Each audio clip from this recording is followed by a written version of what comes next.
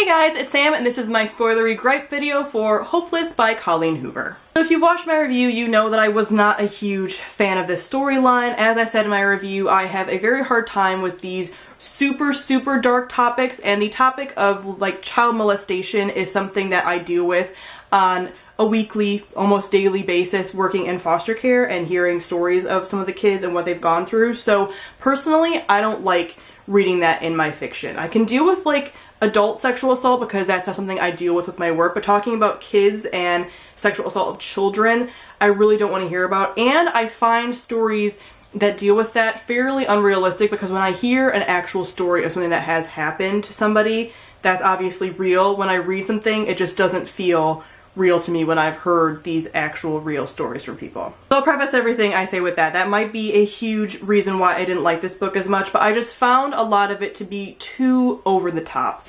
So at the beginning with Holder, I wasn't sure how to feel about him because of his back and forth. Obviously we know why, that he knew that she was Hope and he'd been looking for her and everything else. He'd been loving her since he was 6 years old, blah blah blah. But I just found him to be a little off-putting at the beginning, obviously, so I had a hard time bonding to him at all because of his back and forth and his like not talking to her and then talking to her. Like, if you are so in love with her and everything else, and I understand why he didn't want to reveal anything to her and like ruin her life basically, but like, you've been looking for her for years and then you find out that she's who she is and you like stop talking to her for a long time, like what? It just didn't make a ton of sense to me. And then when we started having all these big reveals for what's happening, you know, like she was sexually assaulted by her father. Those things I thought were really obvious towards the beginning. As soon as we started seeing flashbacks, I knew that's what had happened to her. Like, there was no question in my mind that that's what happened. So I kind of knew that, and that she had blocked that out as like a traumatic thing. That is a very common thing that kids do when they are assaulted that young. But we had that, and then we had her dad being like a police officer and her being kidnapped. And I figured it was by somebody that was a family member or somebody that knew her, but then she's kidnapped, and then they go and confront the dad, and he shoots himself in the head in front of them, and it was just too much. It was too much for me. I could not handle all of that.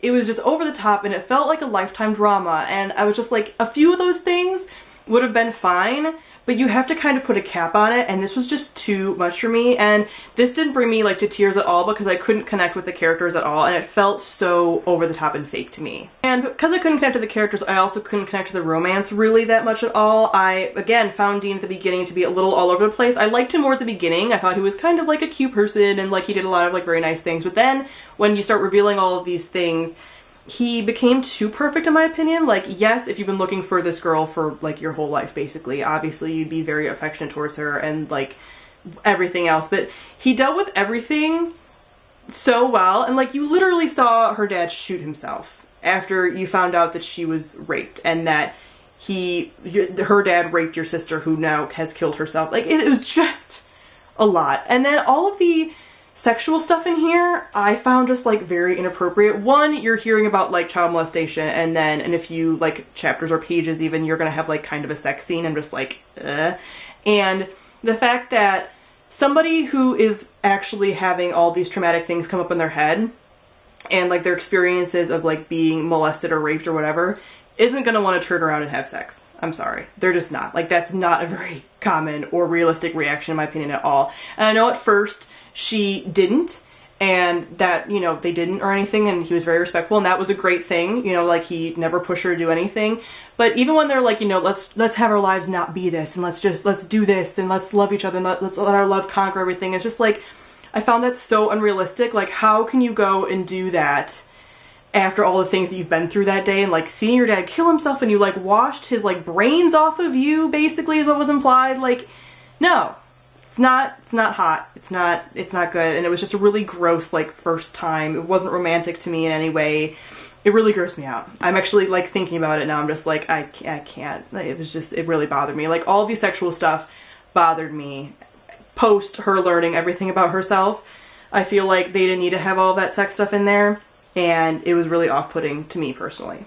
So as said in my review, the writing style I still found very addictive. Even though I wasn't truly enjoying the story as much as I had hoped I would, I still wanted to pick it up and keep reading it. And once we got to the end, I was exhausted. You know, there was just a lot that had happened. It was so over the top. By the time we found out that her kidnapper was her aunt, which I kind of figured, you know, like, and everything kind of has this like happy ending wrap up. I'm just like, so much has happened that I just can't embrace this like totally happy ending. So I personally didn't really enjoy this one very much at all. I really enjoyed the writing. I think that Colleen Hoover is a great storyteller, and I do plan on reading more of her books. I have maybe someday on my shelf, and I want to buy Ugly Love, especially before the movie comes out, but this personally wasn't for me. And I wish it was, and I do like darker YA, but this was just too much, too dark, too many things in here, when I think she could have really simplified it and made it a much stronger story.